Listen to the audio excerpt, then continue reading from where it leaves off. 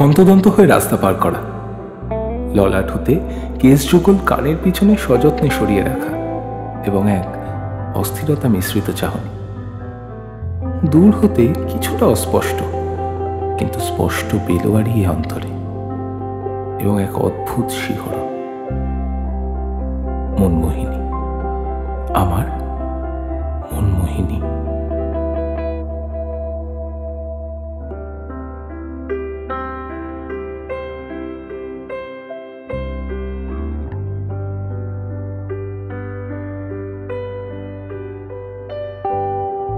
শিক্ষাগত যোগ্যতা অনুযায়ী স্মিত হাসি, আনমোনা আনকোড়া কিছু বলা, দুপা চলা একই সাথে, নবীস চিত্রগ্রাহক রূপী স্থির চিত্রগ্রহণ, গজদন্তী, আমার মনমোহিনী।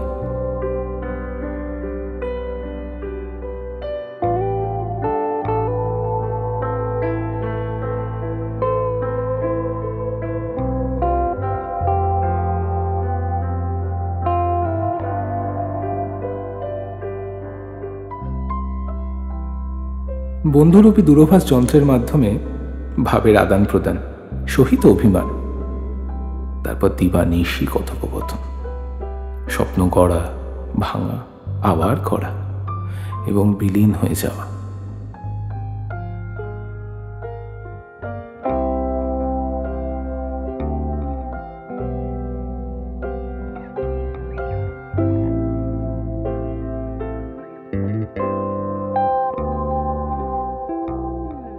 দিন কয়েক পর আবার মৌখিক হতে সামনাসামনি কথা, তার গন্ধ, স্পর্শ, দৃষ্টি, অনাবিল হাসি আমায় নিয়ে যায় এক নতুন ঠিকানায়। আমার এই ধীর স্থির শান্ত নশ্বর মননে অদ্ভুত এক দোলাচল, ভয় তাকে হারানোর।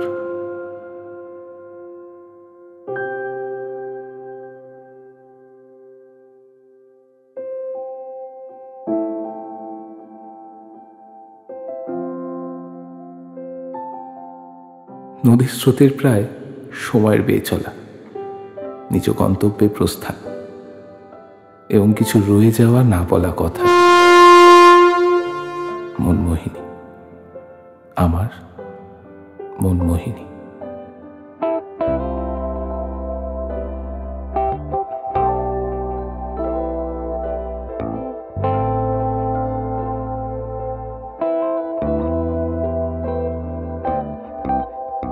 আজও মনে পড়ে ঠাকুর দালানের বটগাছটার সামনে এক চিলতে আবির রাঙানো, তাকে দেখলেই অদ্ভুত এক শান্তি অনুভব।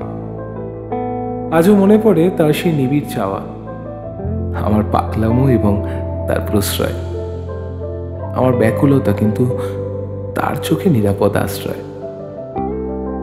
মনমোহিনী, আমার মনমোহিনী।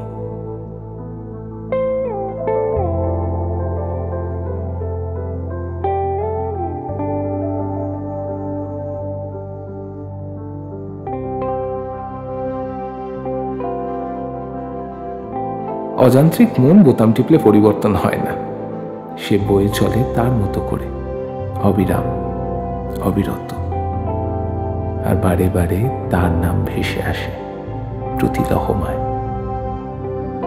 মনমোহিনী, আমার মনমোহিনী।